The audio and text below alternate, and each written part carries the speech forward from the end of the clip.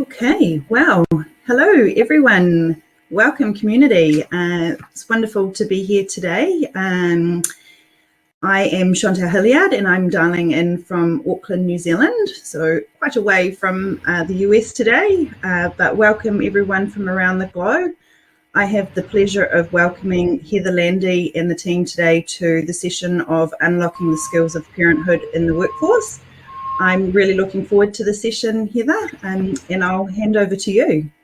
Okay, thank you so much. I appreciate it. Welcome, everybody. Thank you so much for joining us here today. And now I'm going to introduce the women on the panel with me this afternoon. Janet Van Heijs is Cloudflare's Chief People Officer. And together with Amy Henderson, she co-founded Tend Lab, which is an incubator that is set out to transform our cultural narrative about parenthood. And Amy is the CEO at Tend Lab. So thank you both for being here with us today to talk about unlocking the skills of parenthood in the workplace. We know that those of us who are parents, that there are aspects of what we do at home that can actually help us at work. Sometimes it's a hindrance, and there's been plenty of documentation about that, but probably less talked about are the ways in which we are, as parents, more ready to lead and to be decisive in the workplace. And so that's what we're here to talk about today. So I want to start maybe with you, Janet. So much has been talked about in terms of employee benefits geared toward parents during this pandemic, which has been so rough, especially for those with youngsters who have been home. Why, though, is it in every employee's best interest to support working parents? Yeah, I think we all have working parents on our teams. And one of the things that I think the pandemic brought up for all of us is we all are, like, I'm working from my bedroom right now, and my kids are likely to come home from school while this presentation is still going on. And we're used to that immersion now of our home life into our work life. And so we could see more clearly the challenges and the difficulties and things that caregivers in particular were dealing with through the pandemic. But, even ahead of the pandemic, and, I'm sure we'll talk more about Tend Lab and how Amy and I got connected. One of the premises that we believe in deeply is that if you solve the workplace for parents, you make it a better place to work for everyone. And so that was something that even as we entered the pandemic, we at Cloudflare certainly took a very close and focused eye on our caregivers and what their particular needs were. But we also believe that by solving for their needs and their challenges, we would make this pandemic experience better for everybody that worked at Cloudflare. Excellent. I'm gonna talk to you about some of the details of that in just a bit, but I flagged at the top of this that there are some skills that parenthood unlocks that are really key to what we know is demanded of modern leaders. Amy, can you walk us through a little bit what some of those specific skills are? Yeah, sure. And Heather, if it's all right, I'll take some liberty and just share a little bit about how I discovered that, which is that I am a movement builder by background, and I was running an organization I co-founded with Dan Jones and the rock star Prince called Yes We Code when I accidentally got pregnant with my third child and had 3 under the age of 4. And because I'm fortunate to be in the 14% of Americans who have access to paid family leave, while I was out on leave, I started calling up first the moms and then the working dads I most admired to figure out how I could survive. I wanted a blueprint for how I was going to continue in my career and also be a good parent.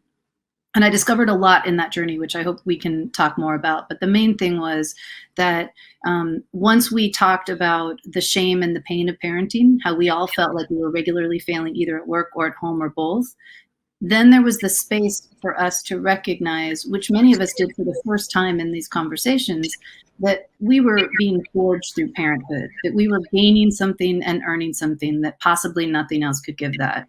And so I eventually ended up looking into research from a bunch of other disciplines, particularly neuroscience, management studies, the future of work, and evolutionary biology. And I coded the interviews with that additional information to find what were the core skills that parenthood unlocked. And they are enhanced courage, enhanced efficiency and productivity, enhanced emotional intelligence, enhanced purpose, and then I think most importantly for the modern workplace, enhanced ability to collaborate well. Where do some of those things come from? Some of them seem obvious in terms of the work that we do raising children, and all three of us are moms, and but some of them seem a little less obvious. How do you describe those traits in parents? Where do those skills develop?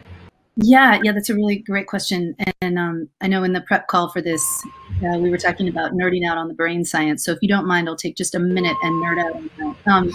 So what I discovered that changed my belief system around this was that this neurological transformation that occurs during parenthood is quite significant. In fact, the main researcher who's been studying this, Dr. Ruth Feldman at the Yale School of Medicine, has found that the greatest potential for plasticity in the adult human brain is in the years surrounding the birth of one's child. And here's the thing that blew my mind. That is true for all parents, regardless of your gender or whether the child that you're raising is your biological child. That it's a function of showing up for the job that does this transformation, that unlocks the capacity for this neurological transformation.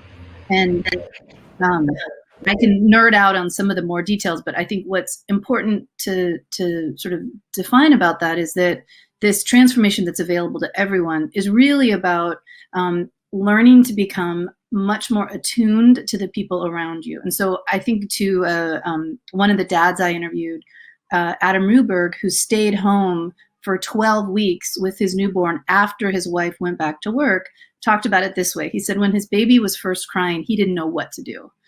He would sort of just sit there and stare at it and go, God, what do I do? And neurologically, what was happening is that he was activating these cortical structures that are called the STS network, and it's called the mentalizing network, and it's associated with having to think through a process before you can act on it. And so he was sitting there and he's watching his baby and he's thinking, okay, the baby's crying. Are they hungry? Are they thirsty? Are they tired? And he would have to go through this very clunky, laborious process to figure it out. And what happened to him, which is what Dr. Feldman has found in her lab, is that over time, the STS network started to recruit the amygdala and the what are more associated with the maternal network, the maternal parental network, recruited the maternal network so that he began to instinctually respond to the baby's needs. He didn't have to think it through. He was able to activate that capacity with a more reflexive response. The same way a mom will hear her baby crying and she let down her milk and she's not thinking about it, she's not trying to, she hasn't thought to do it, it just happens. Dad's not obviously going to let down milk, but he's going to be able to activate the same instinctual response to the baby's needs by showing up for it over time. And what they've interpreted that to mean is that in the workplace, if you activate your capacity to be really attuned to those around you, you can be more instinctual in your response to them. You can understand at a deeper level beyond just recognizing nonverbal clues. You can really take that to the next level and instinctually respond to what the people around you are thinking, feeling, needing, and wanting. That is totally mind-blowing. And it actually makes me question whether or not the fact that, being collaborative is a trait that's normally ascribed to women. Maybe what was meant was that it was ascribed to mothers, and that, historically, and that now fathers are starting to catch up because they're enabled in that way to, they have more of them have more access to parental leave, which was not the case when my daughter was born, and not that long ago. But things have changed so quickly, and I just find that absolutely fascinating. Let's talk a little bit about from the company side. Janet, how do we start to create more inclusive cultures for working parents, and how do we create the kinds of opportunities that more flexible work can offer? Because if there's one word that I hear from chief HR and people officers and CEOs these days, it's flexibility, flexibility, flexibility. Yeah, I want to even go back to ahead of the flexibility as how do we create these cultures. And I think Amy's research is a big part of it. And this is one of the reasons why I think I get so excited about working with Amy on Tend Lab is she's sharing with me, as she just shared with all of you, these changes that happen in your brain when you engage in the act of parenting, this, courageousness, this ability to ruthlessly prioritize collaboration, And as my, people leader hat is always on, and she's telling me this, I was really struck by, especially I was at Twitter at the time, where high growth, things move really fast, lots of change, got big really fast, so lots of needs to a need to really collaborate across, many geographies.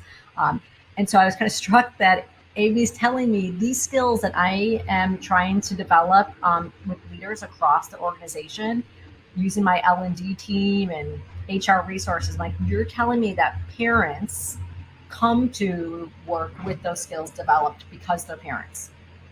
So, yes. I was like, well, then we as companies need to understand that better and deeply, and really change the narrative around parents. Because, Amy didn't talk about it, but she often will start when she keynotes on these things, on all the biases that working parents face, primarily working mothers, but there's bias against fathers as well. And I thought, we need to start breaking these down, because it's not true that these that these myths exist, that they're less loyal, less likely to be promoted, whatever the case may be, because instead they're bringing all these skills that we are now making major investments in as a company. So I actually think the first thing was just actually changing the whole story around it. And that was really important to me, and kind of was when the light bulb went off for me with 10 Lab.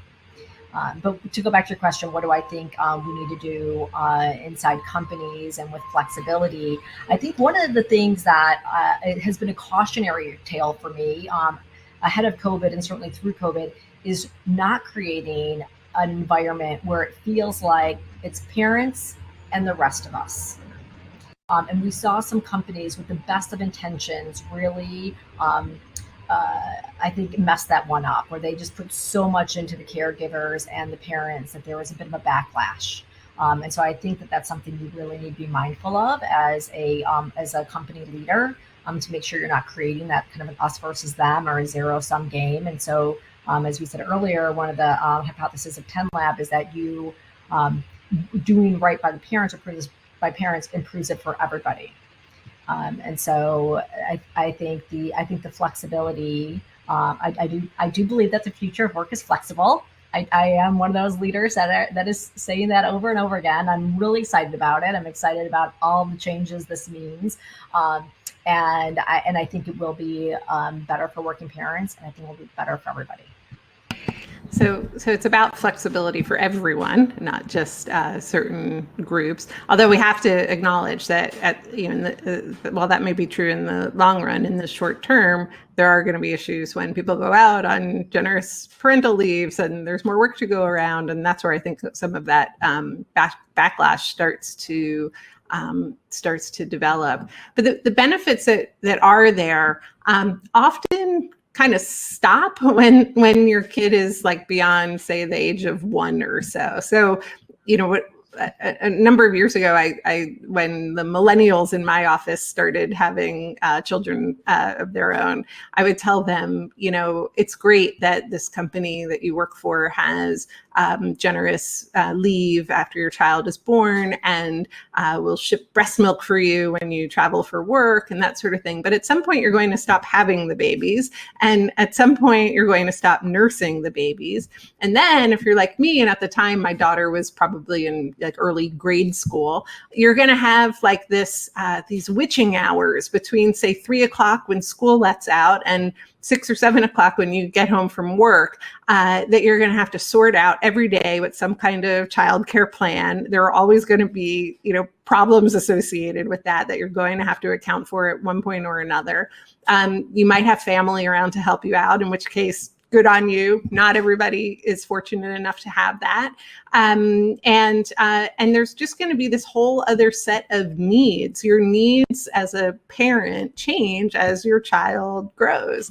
I feel strongly that my generation, the Gen Xers, we did not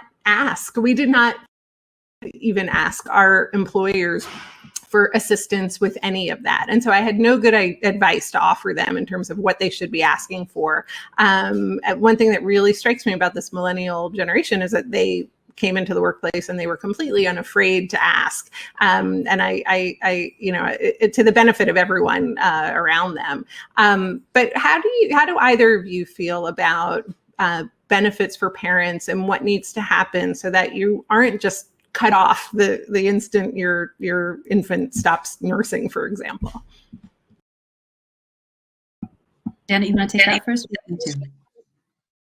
Sure. Yeah, I was going to have you go, but I'll get started and then you tag on. Heather, I think you're totally right that there is so much attention paid to that first year. And honestly, for good reason. There's a lot of data that backs up that is when women particularly leave the workforce, especially after baby number 2. And so I think there was a lot of attention to how do we make sure that we are doing more during this really kind of difficult transition. And now, I think those kids that are now growing up and those parents, hopefully because companies have done a good job, are still in the workplace. And so how do you pivot to really to support their needs? And so one of the things, and this is just an example, there's plenty more out there, but we heard that through COVID that I've got elementary school children or middle school. How can I get a teacher's helper or homework helper or teacher's aide or after school activities for them in order to have that gap filled? And so we started looking at other resources that would help the parents with that need. One of the other things that happened at my last job, I was hearing a lot from parents that one of the most difficult things for them was getting a hot, healthy meal on the table at dinner time after leaving work, and how frantic that time was. And then you're dealing with homework and bedtime and you're really racing against the clock. And at that time where I worked at had a very large cafeteria where we served breakfast, lunch, and dinner. And so one of the things that we did is, everyone who ate dinner there got to eat for free, but we also packaged up dinners. You could pre-order a dinner for 4, dinner for 5, dinner for 6. It was prepackaged. Then you paid a really small stipend and you took that home, and that allowed you to have a hot meal on your family's table when you got home. And so that was something that the company was able to do to help parents there. I was actually just talking with someone on my team too. She's just getting close to being an empty nester. And I always say we have a really big parents employee resource group at Cloudflare called the Cloudflareans. I was like, oh, we should do a subset of that is the empty nesters, and really talk about their experience and what is it that they need to get them really bonding with each other, because that's a real thing. So I think as we all continue to be more successful maintaining parents in the workplace and taking some of the stigma away from talking about it, so people are able to brainstorm ideas with us, we can innovate more. I think this is all really positive for the future. Yeah. I'm happy to say more about that if you want, Heather. But great. So a couple things. One would be, when Janet and I first started 10 Lab, this was almost 6 years ago now, no one really cared about parents or caregivers in the workplace. It was just not a thing that people were investing in or caring about. Janet came from the HR and the diversity and inclusion world. I came from the diversity and inclusion world. And when we went and sat down with HR and D&I leaders, we would say parents, and they would look at us like, and we're like, there's all the data which we now see, and which was known then about the impact of women leaving the workforce when they became mothers. And what we're seeing now, and I think what is visible, is thankfully the conversation has opened up to caregivers more broadly, as it should. And what COVID has made visible is that people who are caregivers are more likely to be from the groups that are already most marginalized in the workplace. So people of color are more likely to be caregivers. Women are more likely to be caregivers. There's actually some really interesting data around how LGBTQI folks are more likely to be caregivers. And so if you're not looking at that intersectionality, then you're actually not really solving for diversity in a thoughtful, integrated way. So that's an important thing to point out. And then as it relates to benefits, which was your question, we've seen that benefits are really incredibly valuable, and they can offer a lot to an employee at various points in the life cycle of their journey. And because back when we started 10 Lab, there was so little awareness around the enterprise landscape within corporate, America about the need to support caregivers, I started a community which is now called the FamTech Founders Collaborative of founders who had built businesses, many of which sold into companies, sold into enterprise to solve for the needs of caregivers. So you mentioned breast milk shipping. Kate Torgerson of Milk Stork is a part of that group. Clio, Helper, there's a whole number of benefits, companies that sell into the benefits providers that are solving for those needs. And I'm a huge fan and advocate of that community, which, by the way, now post-COVID, there's over 200 founders in that network nationwide, and some of them are doing incredibly well. Urban Sitter, for instance, who Lynn Perkins is the CEO, and she co-leads it with me. She's had a 300% increase in enterprise interest in her offering, which is backup childcare.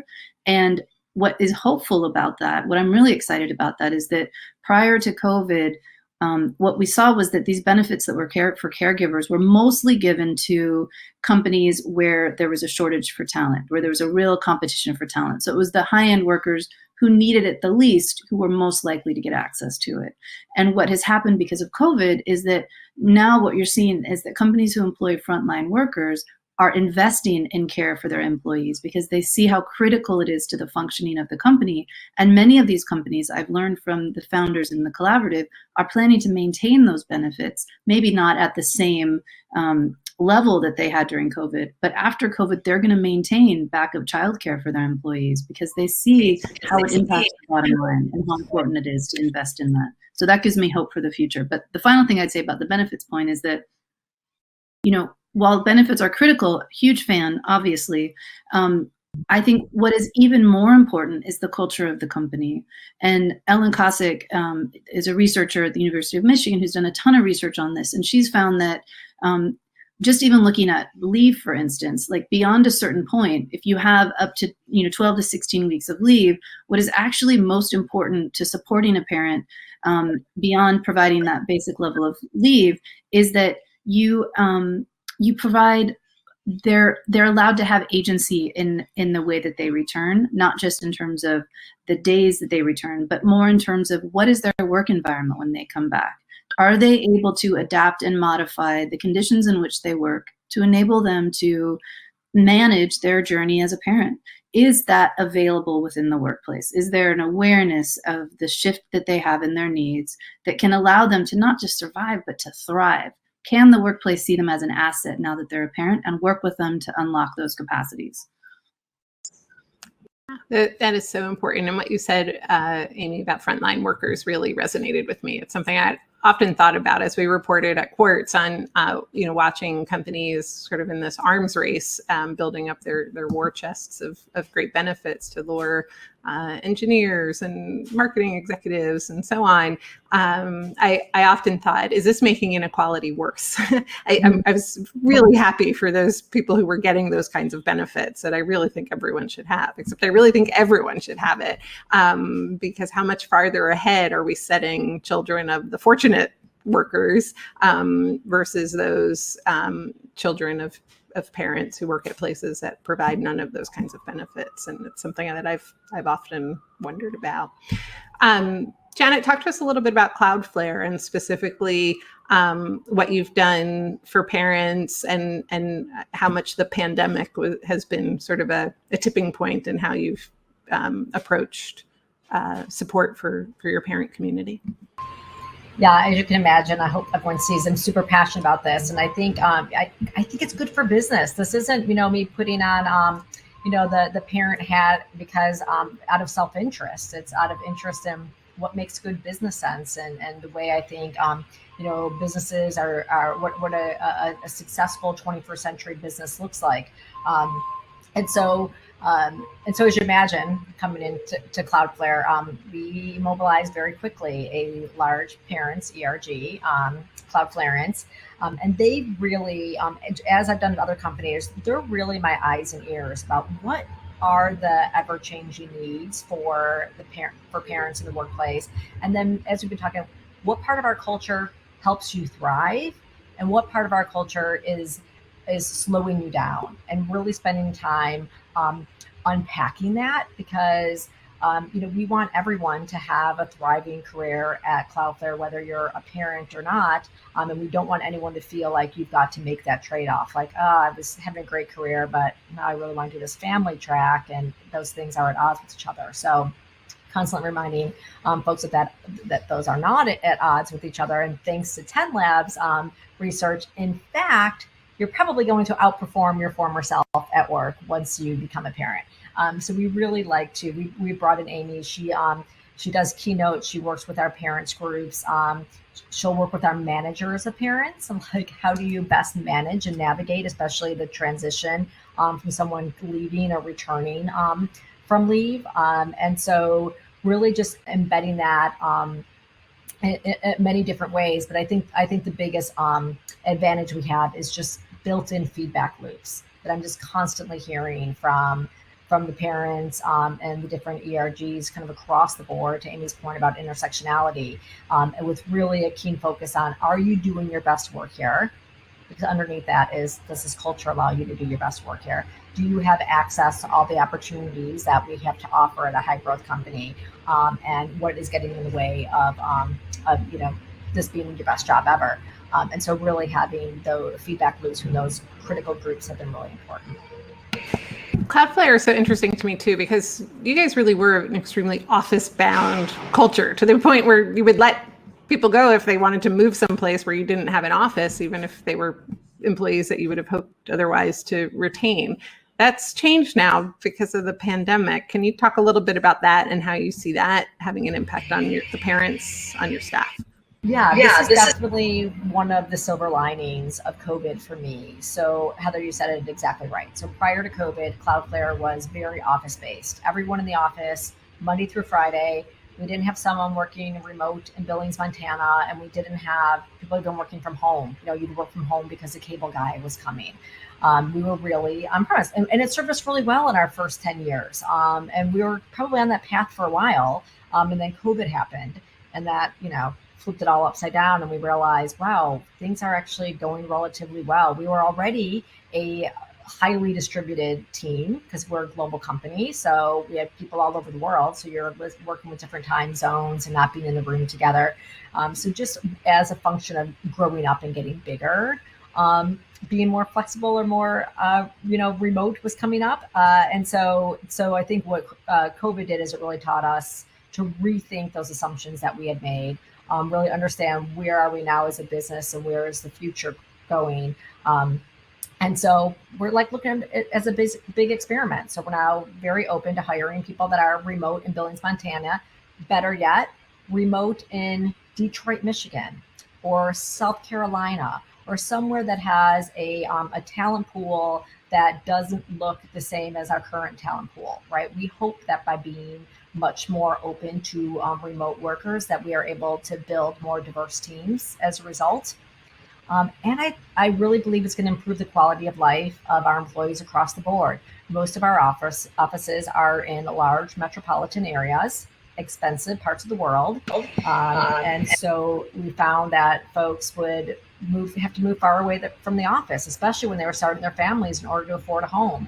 So then, I'd hear these crazy commute stories. So people were spending a lot of time in, kind of like low value time, like commuting to the office and back. So I'm excited for this flexibility.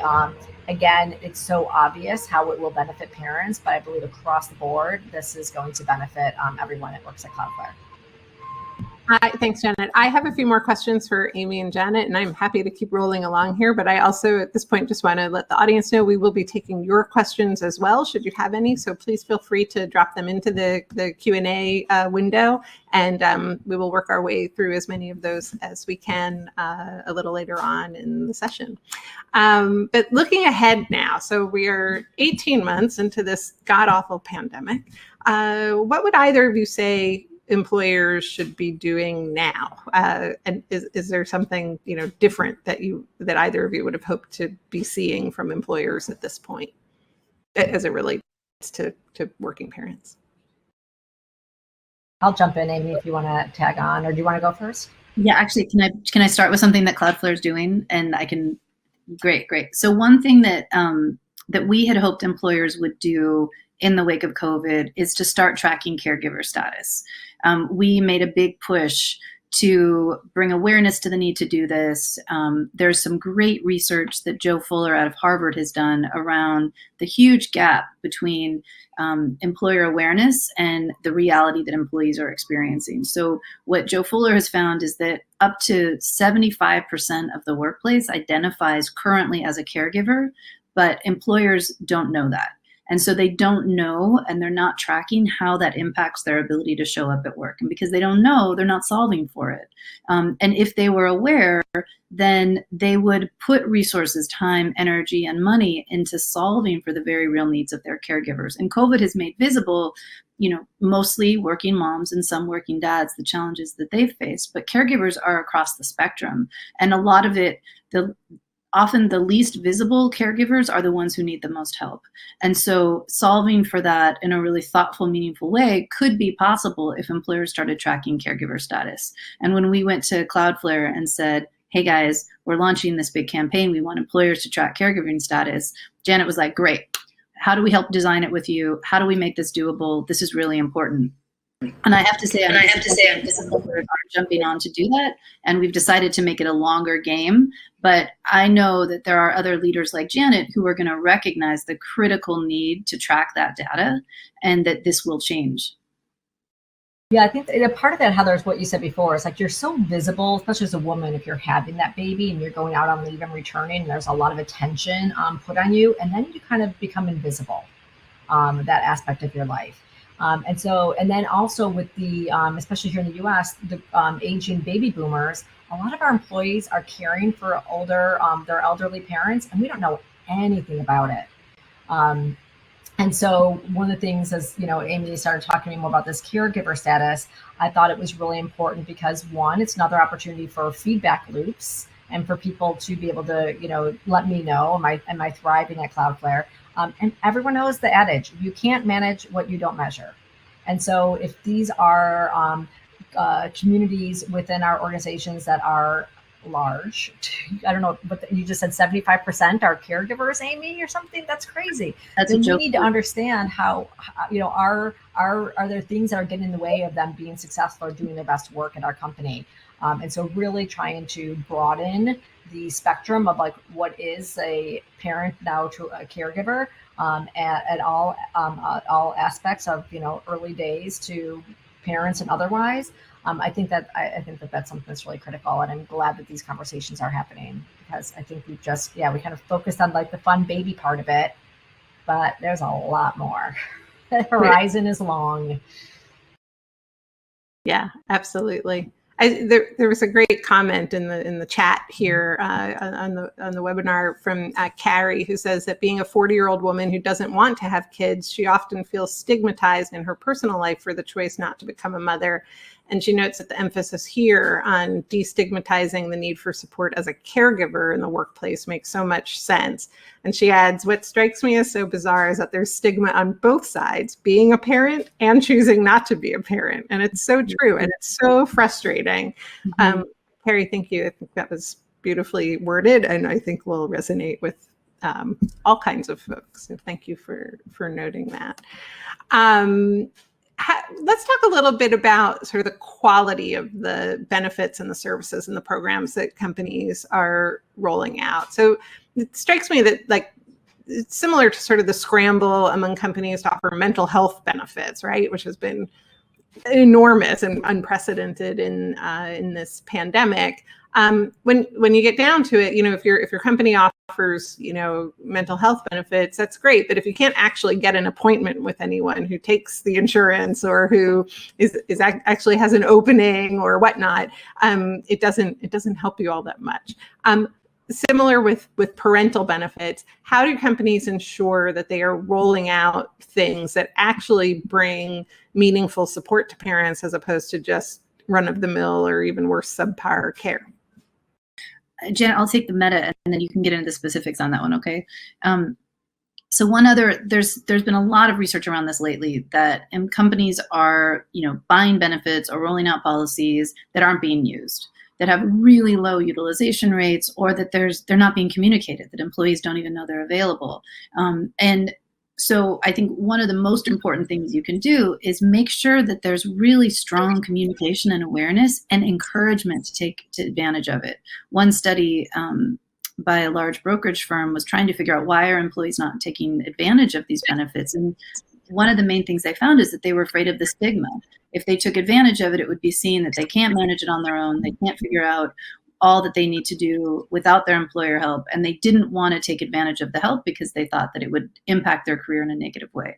Now, that may not be visible to senior leadership. They might just say, look, they must not be hurting that much because they're not using the benefits. So one of the things that I've learned so much from Janet and why I courted her to join me in founding 10 Lab is that at Twitter, she built in a really solid feedback loop where she had quarterly roundtables with new dads, new moms, and the managers who worked with them to figure out what's actually happening on the ground. What are the real pain points? Just maintain a really solid feedback loop. And each company can find their own way to do that, but build in a feedback loop. And if you're getting data that shows you that what you have isn't being used, find out why.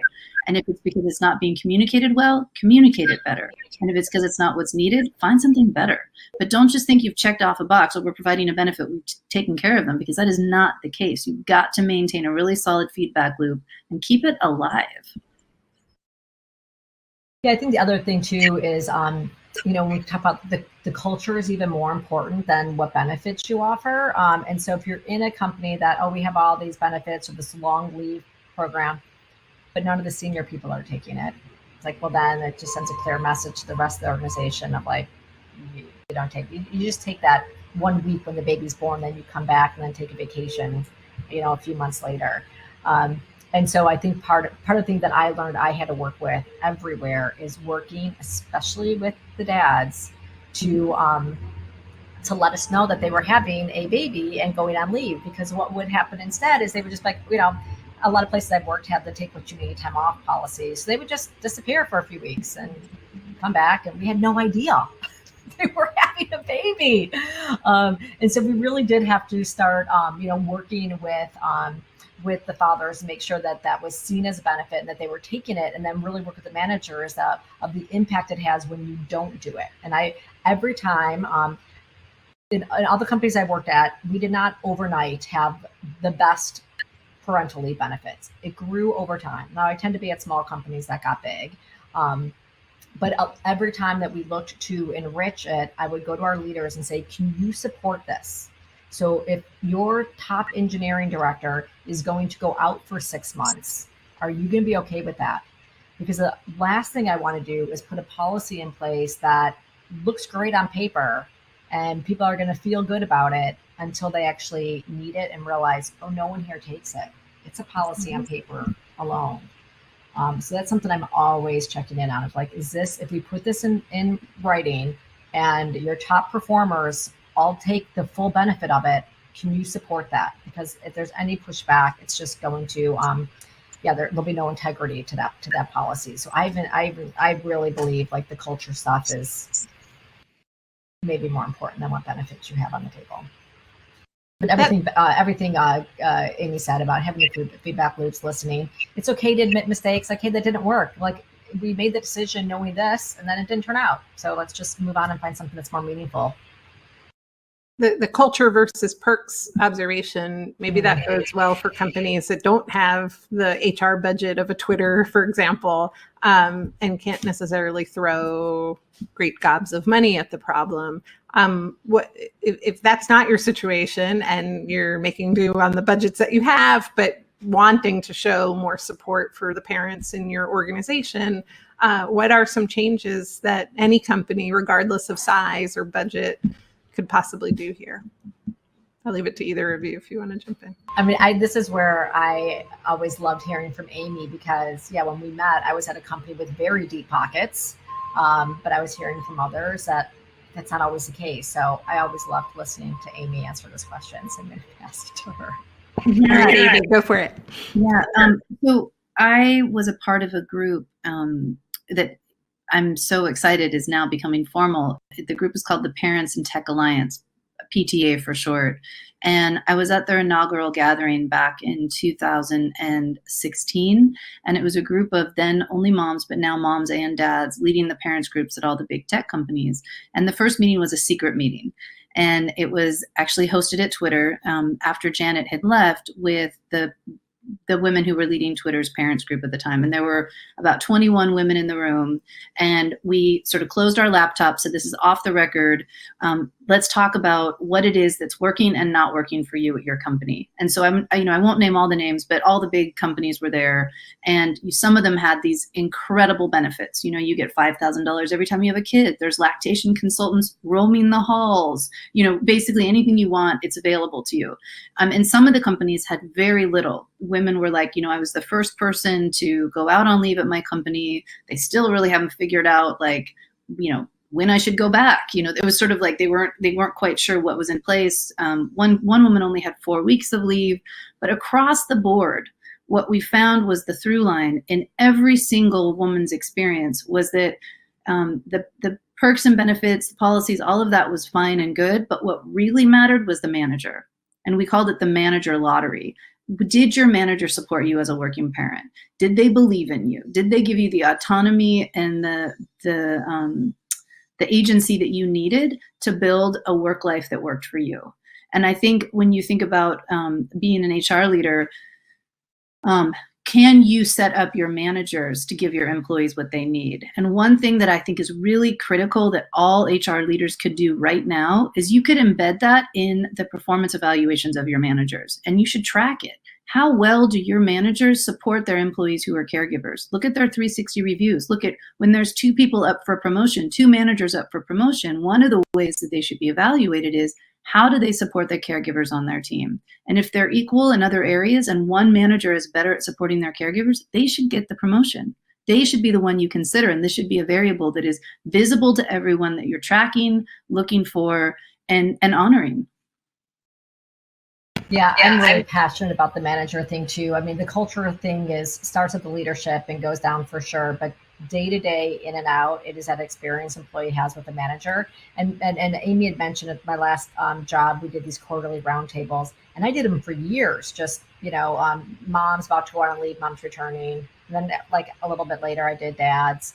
It took me a while to do the managers, and what I realized was, with the best of intentions, our managers were really just stepping in it. They weren't doing great.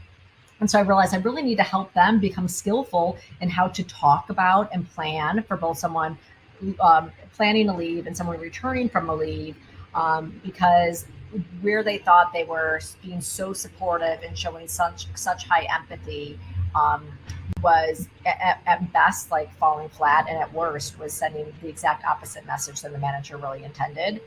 So that's proven to be a really critical part. So don't rely on winning the manager lottery. Make sure all your managers are great at this. And so I think it's on us as HR professionals to really help the managers get there. But that was a real critical piece. Yeah, absolutely. Yeah, and Heather, one little minor point on that. There's been a conversation among the FamTech Founders Collaborative, this community of all the founders who started benefits that sell into companies.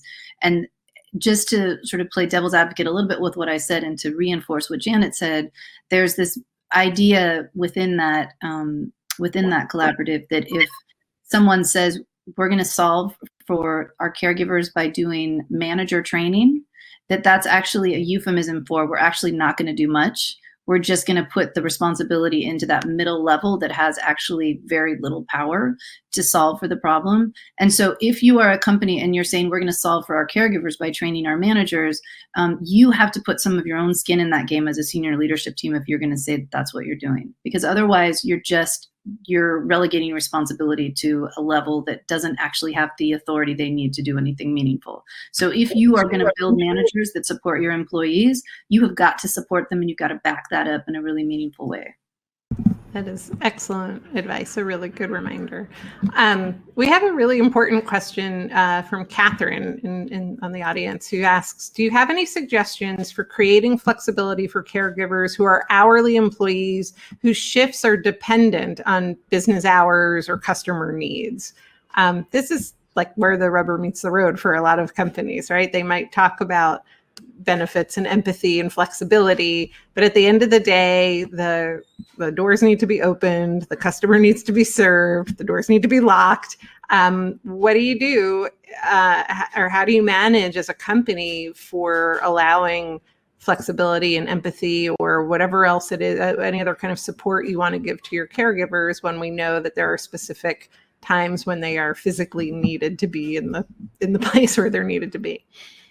Yeah, I've got a few ideas on top of my head. I'd love for Amy to. Yeah, no, I was just thinking, I think you have to get creative. And sometimes it could be job shares. Like, so doing half that job that requires those specific hours and the other half of the job, one that has more flexibility.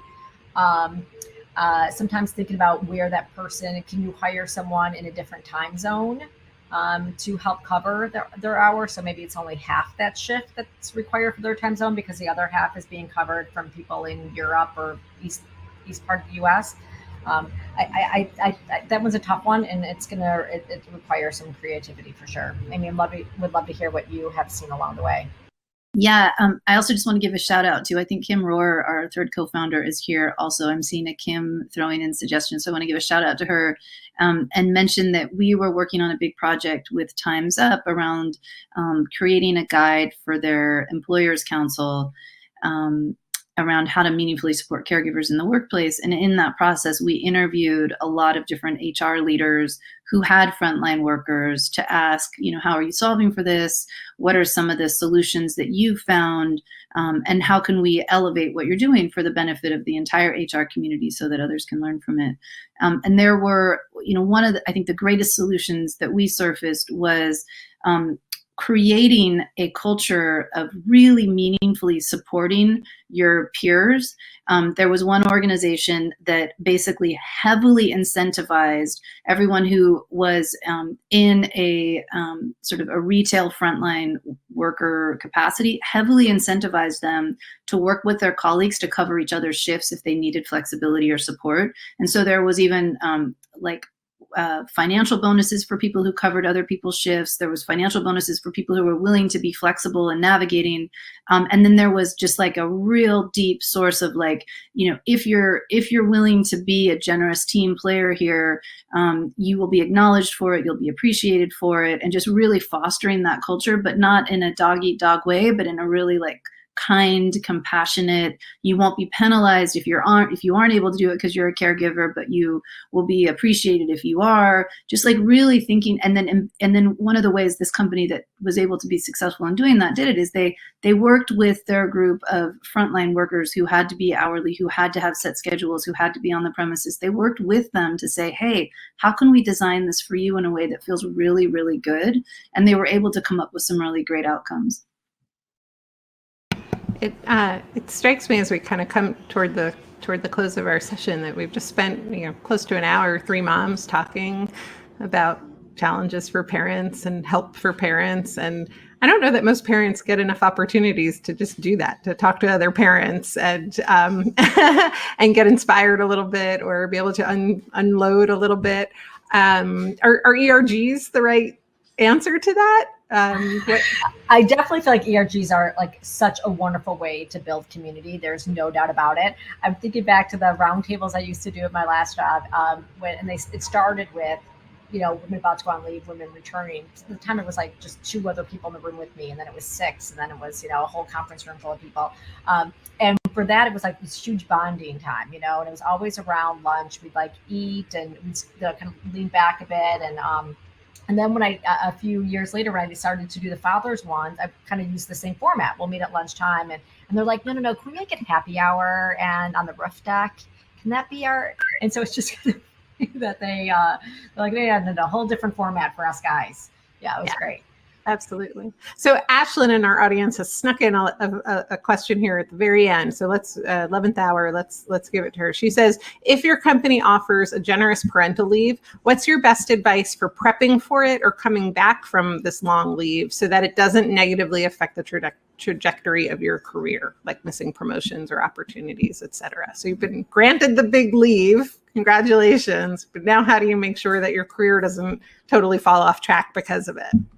Whereas if you don't, I actually tell my managers and leaders, if there is someone on your team who's about to go on leave and you're thinking about promoting them, do it before they leave, because you're more likely to come back in a different role than to come back into the same role. So And I'm sure Amy has a bunch more research and data that supports that. But I actually encourage our managers before someone goes out. Like I've got someone out on my team right now. And so I made sure that promotion happened before she left. So sometimes you can do that, sometimes you can't. But I think a lot of it comes into planning, like in talking with your manager about, hey, I want to remind you of that career conversation we had. My dream is to do X, Y, and Z, and I'm still planning on that dream, when I get back. And so really to be clear about what it is that makes you excited about showing up to work and what those aspirations are. Also with the caveat that I might come back and tell you something completely different, but this is the plan that we're going to have, and let's keep communicating the two of us. And don't, the other thing I say to managers is don't ever assume. Do not ever assume that person who's just going out on leave doesn't want the promotion. It can't travel anymore. One time in my career, I had an executive say, "Oh, we can't ask her to take that international assignment because she just had a baby." I was like, "Did you ask her?" Right. Don't do that. Amy, what would you have? Yeah, I mean, I think, there's another comment from Erin in here around the company should develop the infrastructure to on-ramp and off-ramp you. And policy without that apparatus will bite you, which I think is a really strong point. But Ashley, I don't know if this is specifically for you or just in general, but one thing I would say is that, while you absolutely do want a company that has that infrastructure to on-ramp and off-ramp you, that what I have seen to be most successful is when the parent can have a lot of agency over what her leave plan looks like. So for instance, what work do you want to accomplish before you go out? What do you want your communication to plan to be while you're out? Because legally your employer can't contact you, but at your discretion, you can engage with your employer while you're out or with a colleague or just kind of keep a pulse on it. And that is totally up to you. And then when you do return, how do you return? Like, how much agency do you have in the way you show up? And one thing that's fascinating that you can keep in mind as you go through your journey is that Goldman Sachs found that the majority of the moms they employed were leaving after they had their second child. And they assumed that they were just leaving the workforce, but they hired an external consulting agency to figure out what's happening to all these women. And they found that the majority of the women, the vast majority of them, weren't leaving the workforce. They were going oftentimes into lateral positions or up-leveling their positions, but they were doing it at other companies where they could start fresh without going back into an environment that remembered them as they were before they'd had that second child or before they'd really gone deep into their motherhood journey. And so I share that with the companies that we work with because I think it's really important for your employer and for you to understand that becoming a parent is a major shift in your identity and your relationship to the world. And so if you're in a workplace that can accommodate that major shift, you're all going to be much better. And for F's sake, don't assume that that's going to undermine your performance because it's the exact opposite. If you get the support you need, you can outperform in your career because you've got these enhanced skills. You will have less time, but you'll have greater capacity. And so own that. When you go out and when you come back, own that you're coming back in with a host of skills, and it might feel wonky and it might feel disorienting and you won't be who you were, but you are who you are going to be. And it's a better version of who you were before if you own it and get the support you need. That is the perfect place to leave it. I'm afraid our time is up, but Janet, Amy, thank you so much. This was totally fascinating and very encouraging for myself and hopefully for a lot of the other parents and other folks on the line today. So thank you for everyone for listening, for your questions and your excellent commentary. We really appreciate it. Can I just add one minor thing real quick? There's an email that's going to go out about this, but I have a book that I've written that talks a lot about this, and my publisher is making some of the copies available to participants in this conference as a complimentary gift to the Culture Summit community.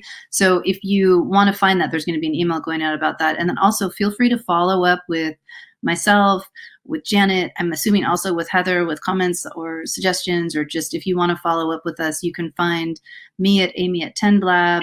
And I'm sure all this will be out there too. But thanks for showing up, everybody.